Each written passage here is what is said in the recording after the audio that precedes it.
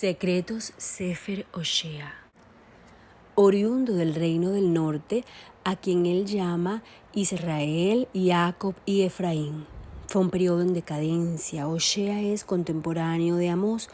Comenzó a predicar bajo Jeroboam II, quien hizo que Israel cometiera demasiadas averot, hataim. Su ministerio se prolongó bajo los sucesores de ese rey de Jeroboam, pero no parece que haya visto la ruina de Samaria en el 721. Esto como dato histórico. Fue un periodo sombrío para Israel. Estaban en ese momento las conquistas asirias de los años entre 734 a 732, revueltas interiores, hubo 4 reyes asesinados en 15 años, se sintieron atraídos por el paganismo, Israel fue cautiva y los circuncisos recibían burlas. Hubo mucha corrupción religiosa y moral. Los ritos con los que adoraban a los dioses eran muy relacionados con ritos obscenos llevados a la fertilidad. De este profeta se conoce su drama personal, que fue decisivo para que surgiera de hecho la profecía.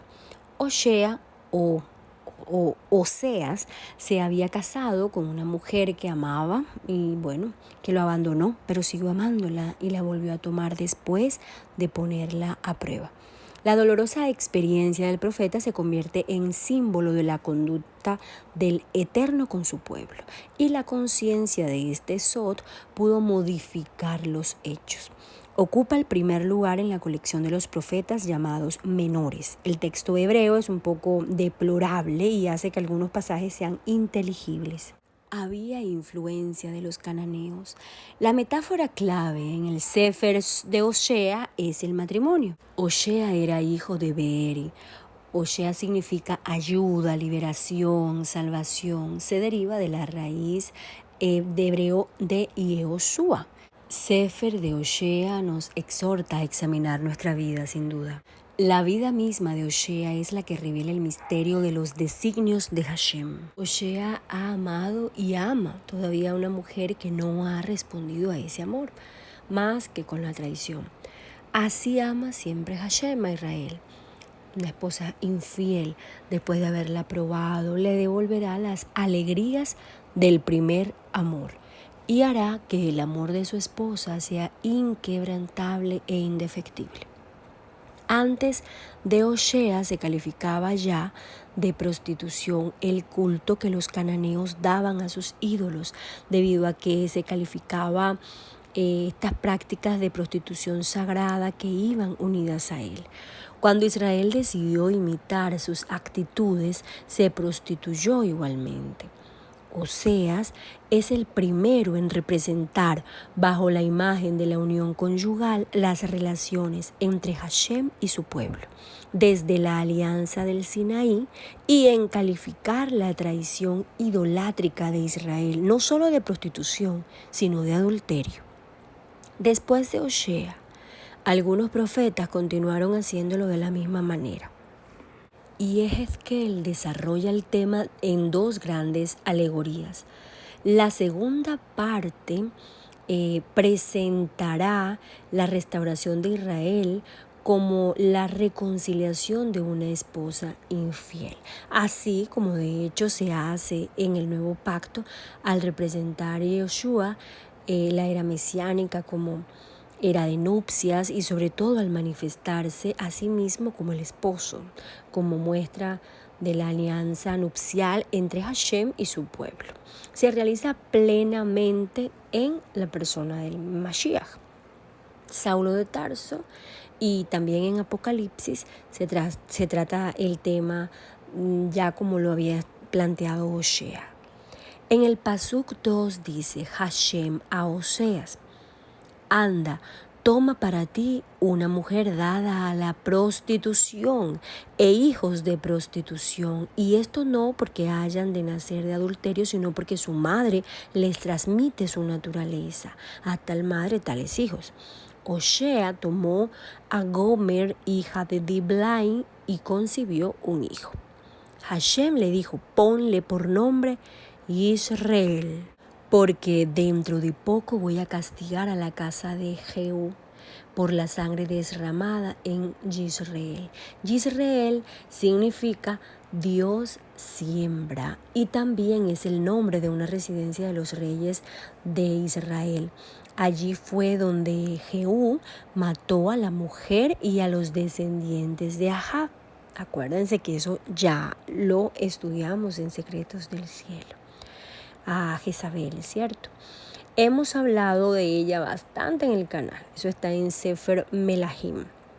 La dinastía de Jehú acabó el 743, año 743, con el asesinato de Zacarías. Oshea condena esta acción. Gomer volvió a concebir y fue una hija. Hashem le dijo, ponle por nombre Lo Ruhamá. Lo Ruhamá significa no compadecida. Lo en hebreo es no, Ruhamá compadecida, no compadecida, porque ya no me compadeceré de la casa de Israel. Luego tuvo otro hijo y Hashem le dijo, ponle Lo Ammi, no mi pueblo, y yo no soy para vosotros, y yo soy para vosotros. Alusión a la revelación del significado del nombre de Hashem, el yo soy.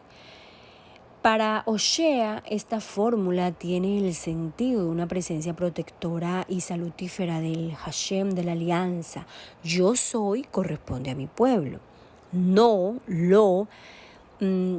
hay nombre que se contraponga a Israel, el primer hijo de Oshea. Su significación es doble entonces, señal a la vez de dicha y señal de desgracia. En el Pasuk 4 del capítulo 2 dice, pleitead con vuestra madre, pleitead, porque ella ya no es mi mujer y yo no soy su marido. Aquí Hashem habla a Israel en el lenguaje del amor despreciado, que no se resigna a odiar, sino que mediante una serie de castigos trata de atraer a la infiel, ¿no? Lo consigue. La prueba, vuelve a recibirla con el ardor de los desposorios y luego la colma de bienes. La invitan a romper su solidaridad con ella. Estas expresiones están atestiguadas en Mesopotamia como fórmula jurídica de divorcio, de hecho.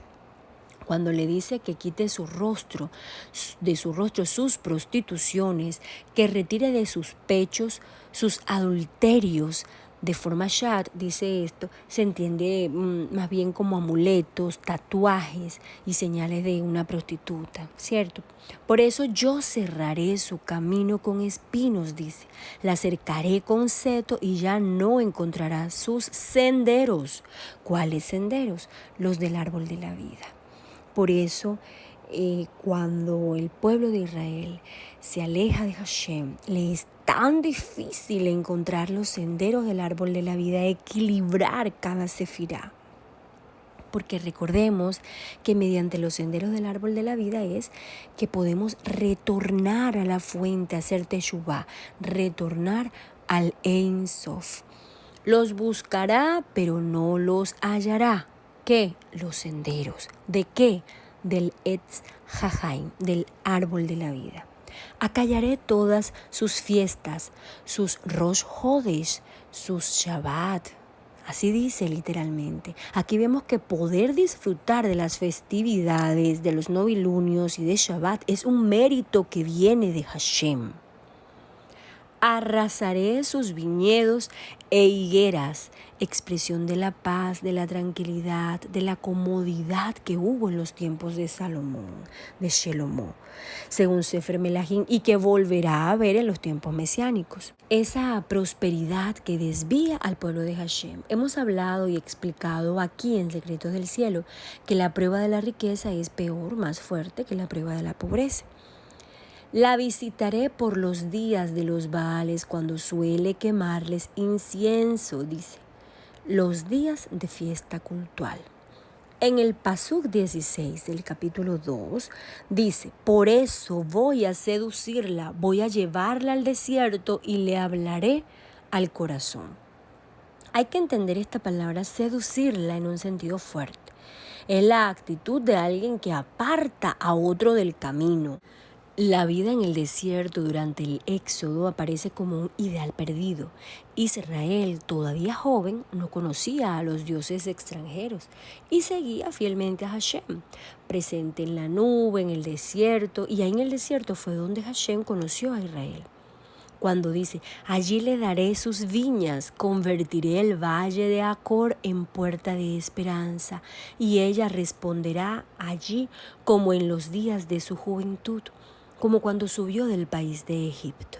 El valle de Acor, uno de los valles de los alrededores de Jericó, que dan acceso al interior del país, fue el lugar de un acto de infidelidad durante este periodo. Fue una infidelidad que fue castigada fuertemente por Hashem. Su nombre significa Valle de Desgracia. Se convertirá en puerta de esperanza, dando acceso a una tierra santa renovada. Y cuando la persona haya sido seducida por Hashem, entonces lo llamará dueño mío, marido mío. Ya no me llamará Baal mío. La palabra Baal era considerada impía por Oshea. Entonces dice, retiraré de su boca los nombres de los Baales que nunca más volverá a invocar. No debemos pronunciar el nombre de los Shedim. No debemos. Es permitido en un limud, en un estudio, mencionar algunos nombres para cuestión de hacernos entender, porque el lenguaje es importantísimo, ¿no? Y para hablar, por ejemplo, de algún shedim específico se puede pronunciar, pero en una cuestión académica. Pero en una conversación y menos de noche se deben pronunciar los nombres de los shedim. Entonces dice, sellaré un pacto a su favor con las bestias del campo, las aves del cielo y los reptiles del suelo. La restauración mesiánica se realizará en justicia y kedushá. Hashem volverá desde entonces a habitar en medio de su pueblo para colmarlo de sus beneficios. El cielo dará oportunamente la lluvia y la tierra sus productos en abundancia. Ya no habrá miedo de que vengan otros a apoderarse de él, porque Israel ya no sufrirá invasión extranjera. Dios establecerá en favor de Israel un pacto con las bestias feroces. Esto es importantísimo porque llegará el momento en el que no haya ese miedo, por ejemplo, entre el ser humano y los animales salvajes. Un hombre y un león, un hombre y un tigre, un hombre y un animal salvaje podrán estar cerca sin que haya ese miedo en el hombre delante de ese tipo de animales. La paz se extenderá a todos los pueblos bajo la égida del rey Mesías. La misma muerte desaparecerá y la alegría sustituirá al sufrimiento y a las lágrimas. Dice, te haré mi esposa para siempre, en el Pasuk 21. Esta palabra se usa solamente a propósito de una joven virgen, la palabra esposa. Dios suprime así totalmente el pasado adúltero de Israel, que se convierte en una criatura nueva. Lo que Dios da a Israel en estas nuevas nupcias ya no son bienes materiales de la alianza antigua, sino son las disposiciones interiores requeridas para que el pueblo sea en adelante fiel a la alianza. Aquí ya está todo lo desarrollado por Jeremías. Escrita la alianza nueva y eterna para siempre. La ley escrita en el corazón nuevo, el espíritu nuevo. En el mismo Pasuk 21 dice, te desposaré en justicia y en derecho, en Gesed y en compasión. Gesed expresa la idea de un vínculo, de un compromiso, amor, bondad, misericordia. Expresa fidelidad a su alianza, la bondad, que de ahí se sigue con respecto al pueblo elegido, la gracia, el amor de Dios hacia su pueblo. Pero este Gesed de Dios pide en el hombre el Gesed, ese dar su neshama, la amistad confiada, el abandono, la ternura, la piedad, el amor, la compasión, que se traduce en una alegre sumisión a la voluntad de Hashem, en la sedaká con el prójimo. Este ideal es el de los Hasidim, también llamados hasideos. En el Pasuk 22 dice: te desposaré en fidelidad y tú conocerás a Hashem. El conocimiento de Hashem acompaña el Gesed. No se trata de un simple conocimiento intelectual. Así como Hashem se da a conocer al hombre ligándose a él por una alianza, manifestándole su amor con sus beneficios, así también el hombre conoce a Hashem por una actitud que implica fidelidad a su alianza, el reconocimiento de sus beneficios, el amor, sin descartar aquí el conocimiento sexual. Dios responderá a la espera de su creación y la creación responderá a lo que los hombres esperan de ella en conformidad con el designio divino. Es lo contrario del estado actual, en el desorden debido a la Saberot, ¿sí? En el Pasuk 25, el amor de Hashem va a contradecir a los nombres de desgracia. No compadecida, lo ruhamá, no mi pueblo, lo amé, que desaparecen con la maldición que era presagio, se les sustituye por sus contrarios. La tradición hebrea implementó que al concluir cada parashá de la Torá se lee un fragmento de los profetas, ¿sí? Esto es para recordar que el mensaje de Dios no acaba en la Torá, sino que continúa expresándose en las profecías de cada uno de sus posteriores enviados, que fueron los profetas. En efecto, Moshe escribió la Torá y concluyó los 5 libros del Humash, y el texto está escrito en el Sefer Torá. Al fallecer Moshe a las puertas de la tierra prometida, le sucedió Yehoshua, quien ingresó con el pueblo de Israel a Canaán y la conquistó, ¿cierto? Bueno, eso ya lo estudiamos en el canal. Se inicia entonces en la nueva tierra de Israel la prolongada y completa época de los profetas, lideradas por Shoftim, por jueces, profetas y Melahim, reyes. Durante 1000 años de historia de los libros de los profetas se extraen los episodios que se leen en cada haftará, los que contienen rasgos temáticos inherentes a las parashat de las semanas. Este capítulo, el capítulo 2, se lee en la semana que se lee la parashá de Bamidbar. Y la relación está en los censos que fueron realizados en el pueblo de Israel aquí al principio de su historia, con lo que anuncia Oshea al inicio de este capítulo 2, augurando que en el final de los tiempos, ya hemos explicado que es el final de los tiempos en varios videos en el canal, la cantidad del pueblo de Israel será inconmensurable. Se insinúa además un paralelismo entre la época transcurrida en el desierto, de la que trata esa parashá de Bamidbar, con la que transcurrirá en los tiempos previos de la aparición del Mashiach. Una época de vaivenes, de oscilaciones en el nivel moral y espiritual de sus miembros. En el Sefer Bamidbar, el pueblo incurre en errores muy graves y aún así Hashem cumple y perpetúa su pacto con Israel y los hace llegar triunfantes a la meta prometida. Así será el pueblo de Israel, se reivindicará, se reconciliará con Hashem y con su Torah, para merecer ser llamado de manera cabal pueblo de Hashem, pueblo de Dios, tal y como es profetizado en las frases finales de este capítulo 2 de Oshea. Este capítulo 2 da el sot de todo el libro, de todo el Sefer. Israel, con quien Hashem se desposa, se comporta como una mujer infiel, como prostituta, y eso provoca los celos de su esposo. A pesar de eso, sigue amándola, la castiga para traerla así y devolverle el gozo de su primer amor.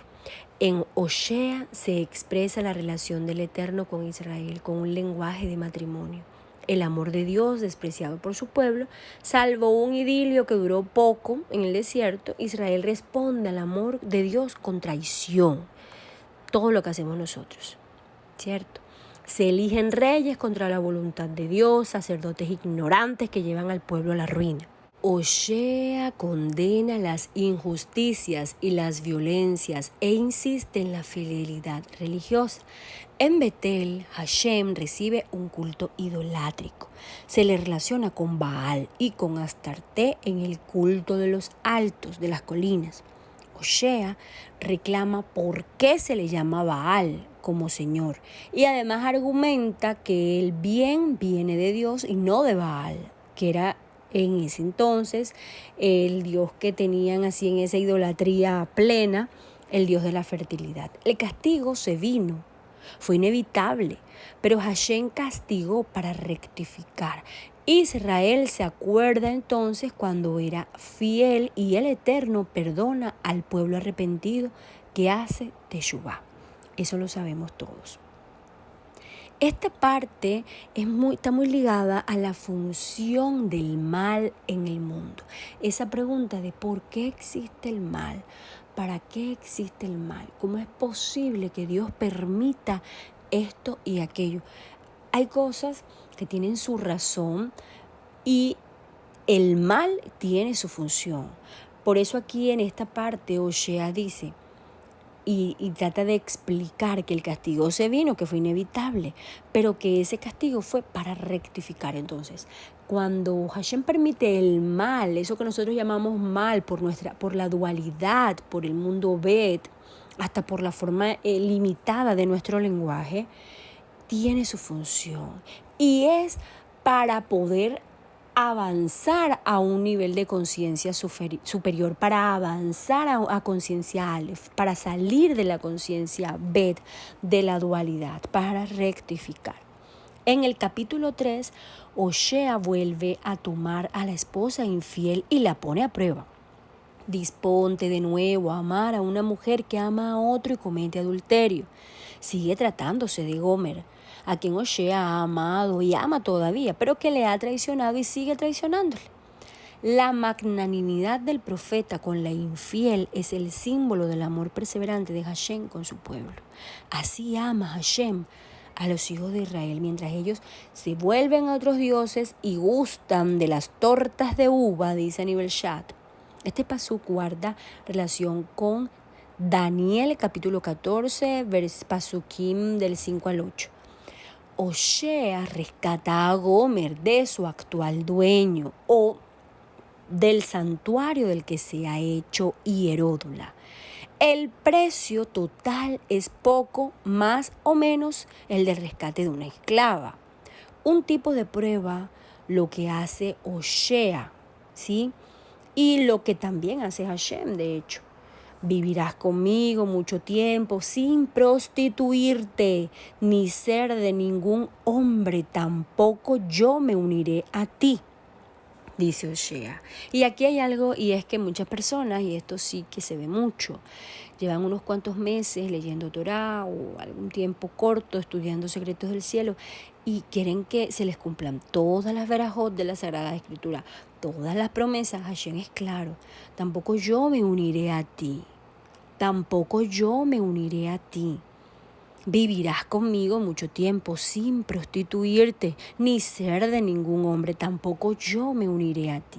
Hay que pasar por ese tiempo en el que estamos con Hashem, vivimos con Él, pero no hay debekut, no hay esa copulación entre las principales sefirot, por ejemplo, entre Jochma y Binah, entre sabiduría y conocimiento, porque en la copulación entre Binah y Jochma es que surge el Da'at, la verdadera conciencia.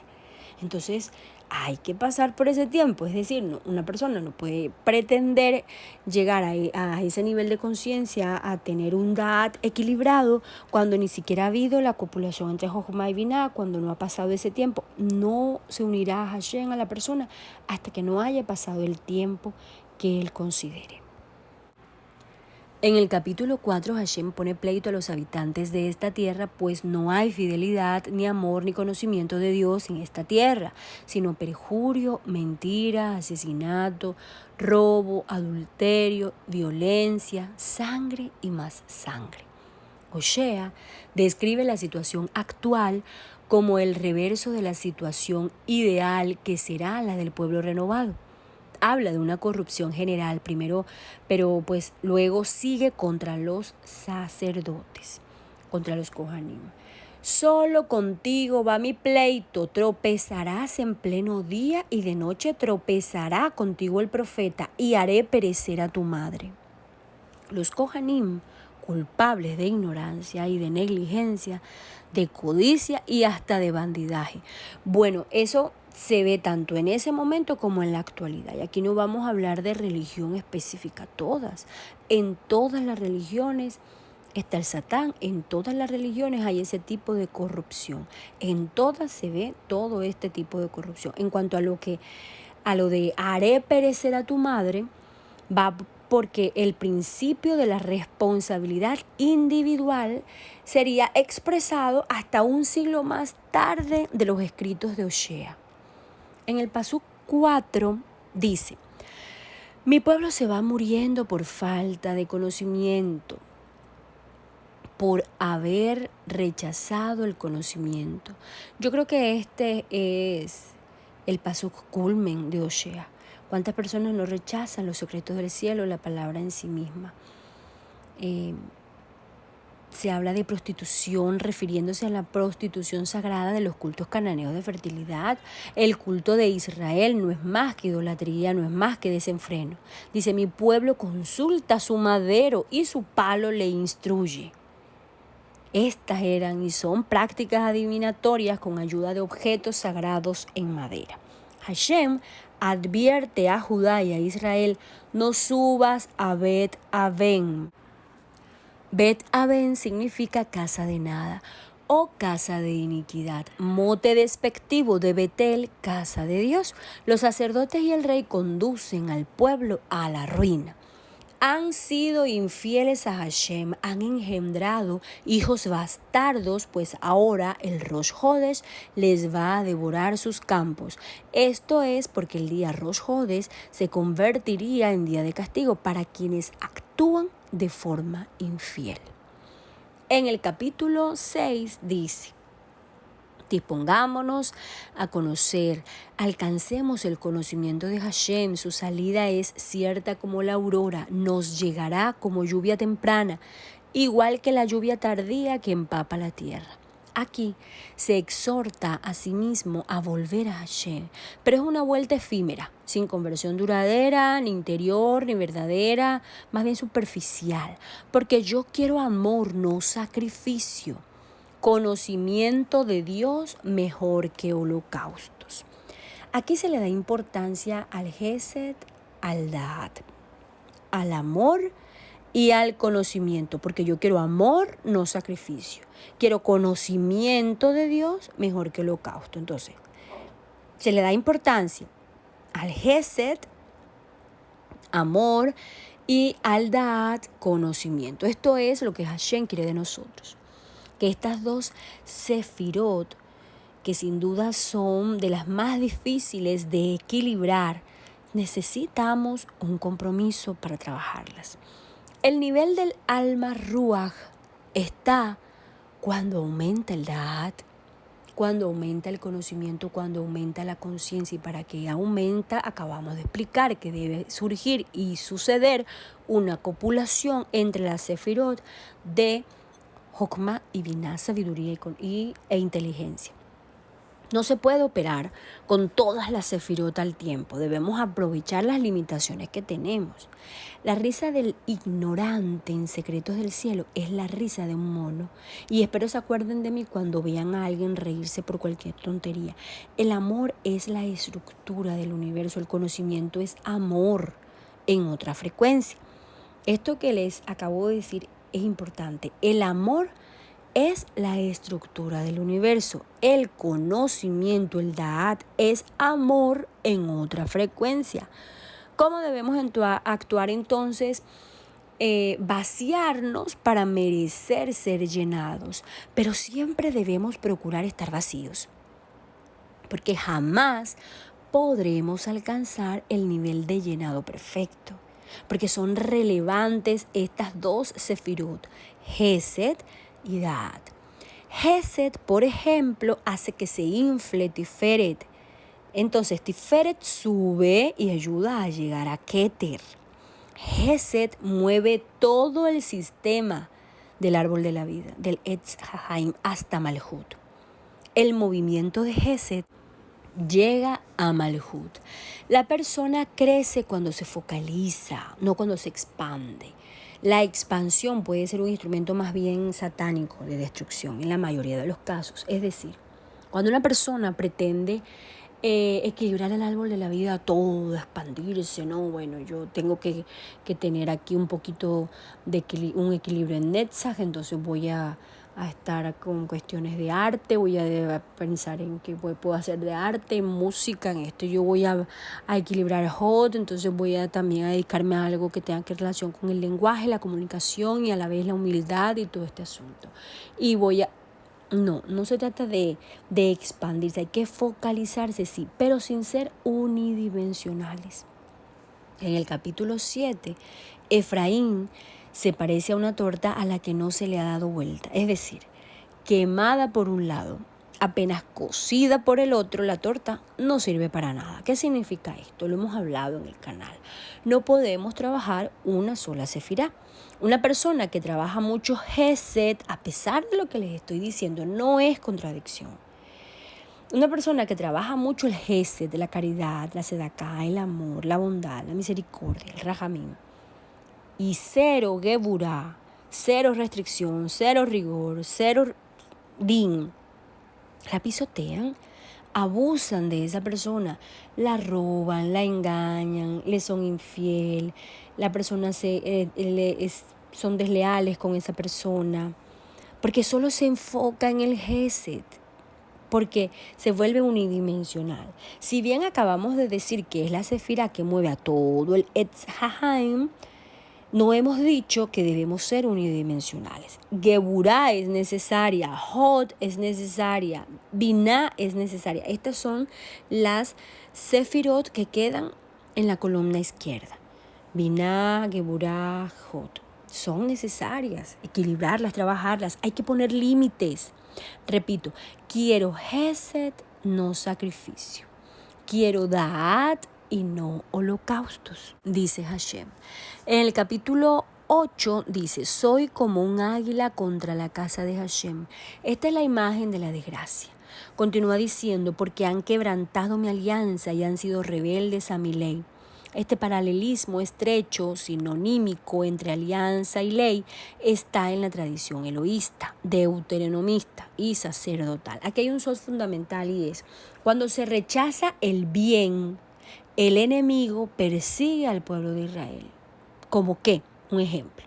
Una persona que tiene muchas verajot, muchas bendiciones, tiene su sustento diario, por ejemplo, y no hace sino rechazarlo, quejarse, criticar, le sirven un plato de comida y es a rechazarlo, a verle lo malo, y le faltó esto, y le faltó sal, y casi se te quema, y casi...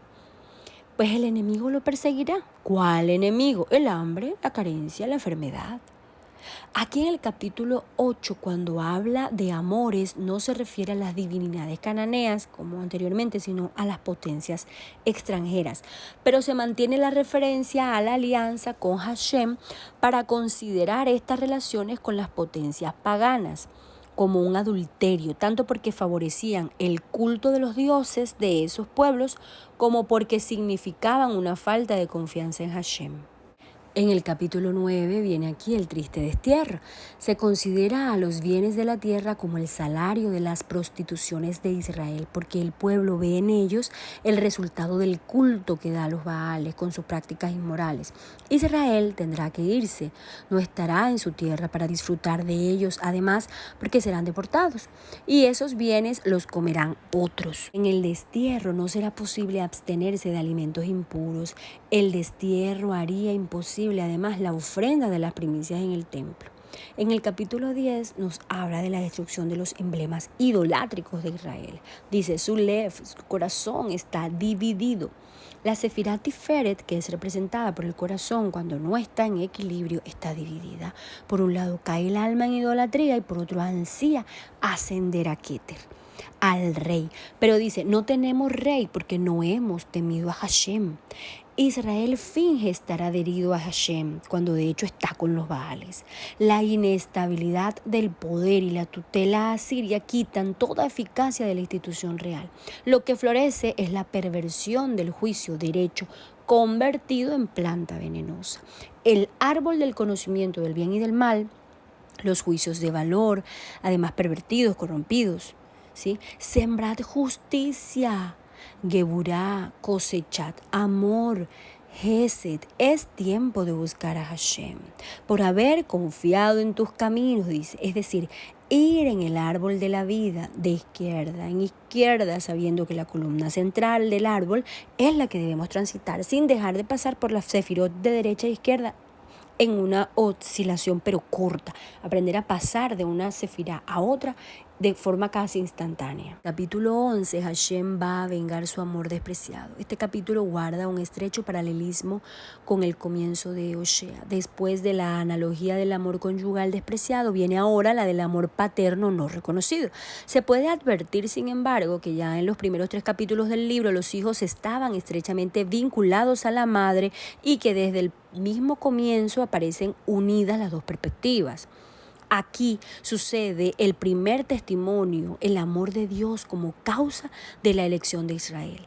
Para Oshea, la verdadera historia de Israel comienza con la salida de Egipto, la edad de oro del desierto. Viene luego la perversión religiosa, política de Israel. Oshea fue uno de los 12 profetas menores Tereasar y vivió en épocas del primer Bet Hamikdash, como cuando una profunda crisis espiritual y moral afectaba a la sociedad hebrea tras el cisma de los reinos de Yehudá e Israel. En el capítulo 11 se lee este capítulo se lee en la Haftará de Vayetze, de la Parashá Vayetze, y menciona la difícil trayectoria del patriarca Jacob desde su propio nacimiento. Sin embargo, y a pesar de las enormes y constantes dificultades que halló en su vida, jamás flaqueó en su integridad espiritual, ni mermó su decencia moral.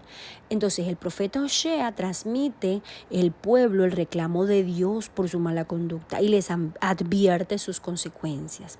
Les reprocha especialmente su accionar doloso, fraudulento, copiado de los pueblos idólatras y de las culturas foráneas.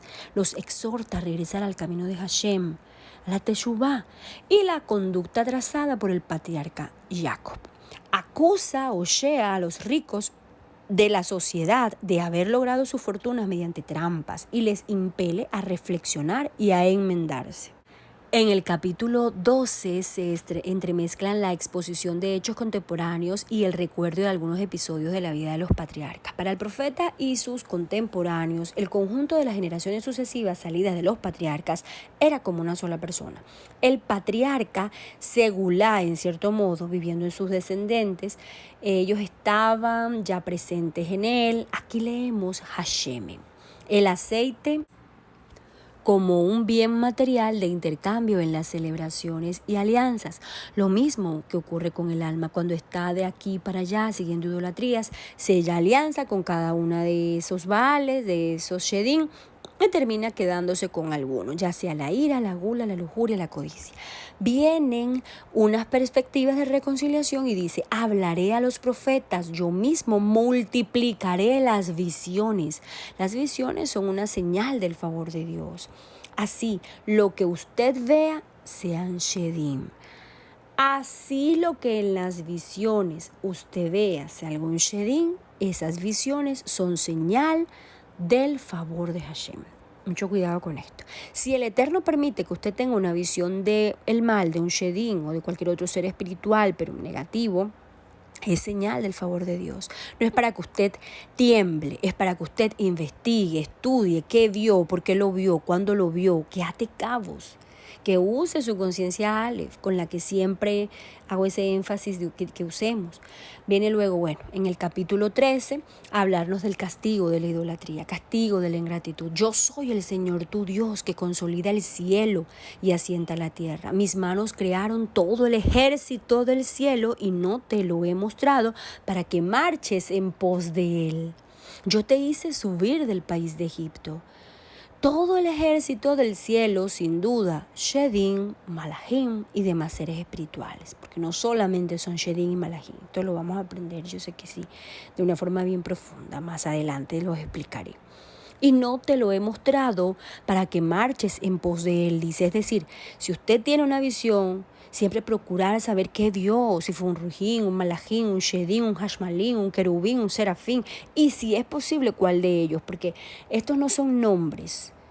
Shedín, Malahim, Hashmalín, Serafín, Querubín, no son nombres, son funciones. Pero bueno, esto lo explicaré mucho más adelante en un curso, de hecho, que tengo pensado de Malahim y Shedín, que pondré a su disposición más adelante. No se los muestra para que salgan a idolatrarlos y a creer que quien se les presentó fue un malaj de Dios, a darles un mensaje divino positivo. Ya esto dependerá de qué tipo de visiones Dios permite en usted, si las permite o si las ha permitido, entenderlas, poder lograr llegar a ese nivel de entender por qué vi esto, con qué se relaciona, con qué midot, con qué averot, qué es lo que debo corregir, qué es lo que quiere Hashem de mí. Esto es posible, y se debe hacer todo ese proceso. En el capítulo 14 dice: Shuvá Israel, a Hashem tu Dios, pues tus culpas te han hecho caer. Retorna Israel. En el Pasuk 9 dice: yo soy como un ciprés siempre verde y de mí procede tu fruto. El ciprés siempre verde simboliza la vida, cuya fuente es Hashem. Después de haber condenado los cultos idolátricos bajo los árboles sagrados, Hashem deja entender que Él es la única realidad de los cultos de la fertilidad. No son más que una caricatura esos cultos de fertilidad que se manejaban en ese momento. En el Pasuk final, el Pasuk capítulo 14, Pasuk 10, dice: ¿quién es la persona sabia capaz de entender estas cosas? ¿Quién es el inteligente para conocerlas? Habla aquí de Jojma y Biná. Sabia Jojma, inteligente Biná. Rectos son los caminos de Hashem y por ellos caminan los justos, mas los rebeldes en ellos tropiezan. A nivel Sot nos habla de la columna central. Rectos son los caminos de Hashem, el árbol de la vida, Malhut Yesod, la puerta de Dios, Tiferet, la armonía, la belleza, el balance, que está entre Geburah y Geset, Da'at, que es la conciencia, y Keter, la corona. Ese sería el camino que debemos seguir, pero cuando el árbol está equilibrado. Cuando el árbol está equilibrado, es decir, en la rama, en la sefirá, en la dimensión que más nos debemos demorar es en la columna central, pero sin dejar de oscilar entre columna derecha y columna izquierda. Esa es la reflexión de un sabio de la época exílica o post-exílica sobre la enseñanza principal del Sefer Oshea y sobre su profundidad. Oshea exhorta al equilibrio del corazón, es decir, de Tiferet, de la sefirá de Tiferet. Oshea exhorta al equilibrio de Tiferet, inspirada por el Gesed de Hashem, el amor de Dios. Este último capítulo se lee en la Haftará de Shabbat Shuvah, que coincide dentro de los 10 días de Teshuvah intermedios entre Rosh Hashanah y Kippur, motivo por el que se denomina Shabbat Shuvah, en alusión al título inicial. Retorna, oh Israel, hasta el Eterno tu Dios, pues has tropezado con tus pecados. Todo relacionado con la Teshuvah consiste en esa excelsa prerrogativa que brinda el Creador a los seres humanos de enmendar sus errores, de sus averot, por medio del arrepentimiento, de la corrección que permite restablecer las relaciones con Hashem. Analizar nuestro comportamiento sirve como reparación y toma de conciencia antes del sagrado día de Kippur, en el que invocamos la piedad, la benevolencia divina, para que sean disculpadas nuestras fallas y se nos conceda un nuevo año lleno de paz, de salud, de felicidad. Les dejaré en la descripción de este video el link del video del paso a paso de Yom Kippur para quienes no lo tienen ubicado todavía. Recuerden, pedir fe, esperanza y caridad, que lo demás es lo de menos. Secretos del cielo.